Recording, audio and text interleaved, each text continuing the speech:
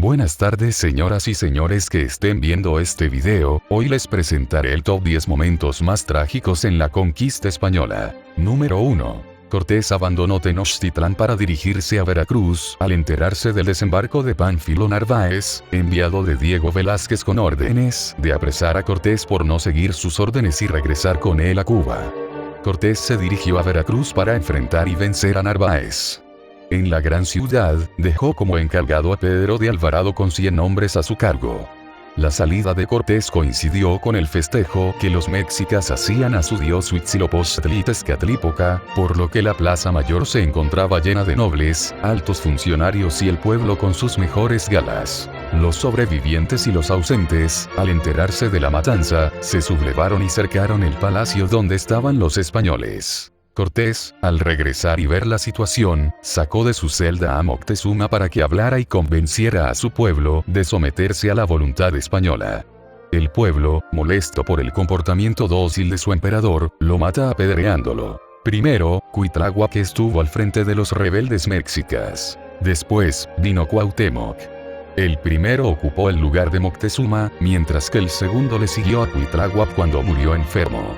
Cortés trató de escapar, pero los mexicas lo sorprendieron al acabar con 400 españoles y con unos 4.000 indios. Logró huir, pero en el camino se detuvo a llorar su derrota. A ese hecho se le conoce como la Noche Triste. Número 2. La conquista material. Con la victoria sobre México, Tenochtitlán, Cortés tuvo la posibilidad de compartir con sus capitanes y soldados las nuevas tierras que incluían a los indígenas que las habitaban. La victoria no se compartió con los pueblos aliados, aunque los tlaxcaltecas lograron, además de sobrevivir, desarrollarse como sociedad indígena. El español nunca satisfació su codicia y no terminó su ambición hasta que el país consiguió su independencia. Actualmente, se han recuperado conocimientos y tradiciones indígenas prehispánicas.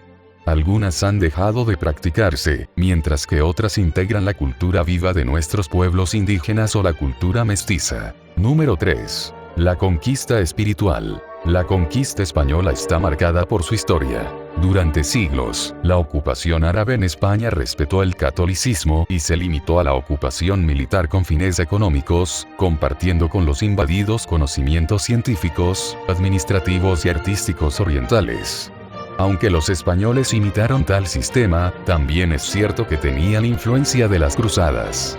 Se trataba de un deseo por imponer su verdad religiosa a toda costa, pues la Iglesia Católica prometía la salvación a quien transmitiera la fe cristiana a los bárbaros. Con estas características religiosas, los conquistadores sabían que, para poder adueñarse verdaderamente de las personas, había que transformarlos desde sus raíces. Sus raíces no estaban en la tierra, sino en sus dioses, a los que también tendrían que derrotar para completar la conquista. Se consideraba a Cortés un dios superior, por lo que bautizaba como tal. Número 4. Según diversos códices y crónicas, la causa del deceso del emperador oscila entre dos teorías, o mejor dicho, dos asesinatos. La primera versión es la de los españoles, quienes aseguran que fueron los mexicas los que, hartos de la guerra, mataron a su gobernante. Por el otro lado, está la versión de cronistas de ascendencia mexica, que aseveran que los españoles dieron muerte a Moctezuma para finalmente hacer caer Tenochtitlán. Fernando Alvarado Tezosomoc narra en su obra Crónica Mexicayotl que al rey Moctezuma Xocoyotl, hijo de Axayacatzin, lo mataron los españoles.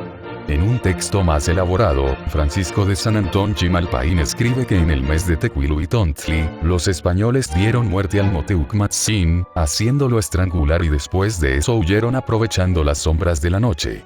Cabe mencionar que en el Códice Moctezuma se pueden apreciar imágenes donde aparece el emperador con una soga enrollada en el cuello, mientras se asoma por la azotea del palacio para calmar a la multitud.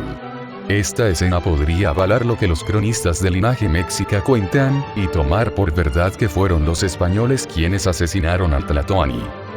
Número 5. Silenciosa e infalible, la viruela empezó a expandirse en la cuenca de México tras la huida de los españoles en la llamada Noche Triste, cobrando la vida de maseguales, gente del pueblo, y gobernantes como Cuitláhuac, al convertirse en el arma más letal contra los mexicas, y en el episodio que marca la unificación bacteriana del planeta.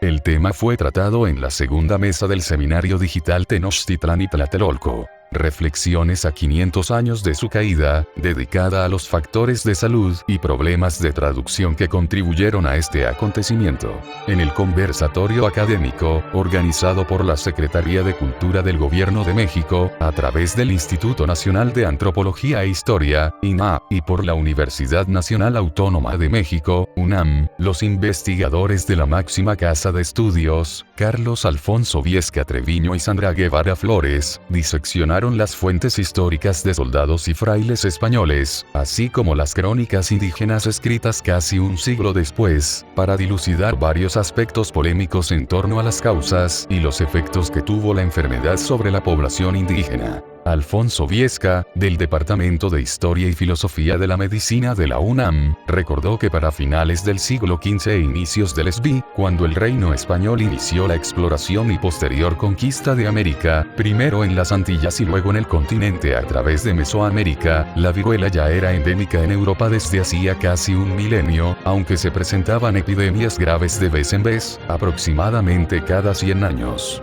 Sobre la cadena de contagio que correría por el mundo mesoamericano, ambos especialistas coincidieron que, con base en las fuentes históricas, por mucho tiempo se manejó que el paciente cero fue un esclavo negro que desembarcó en Veracruz, proveniente de Cuba, como parte de la tropa de Pánfilo de Narváez, en persecución de Hernán Cortés.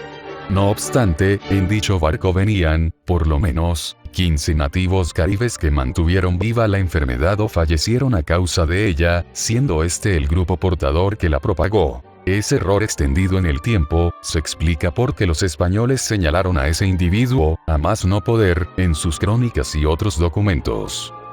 Muchas gracias por su atención, y les deseo un buen día.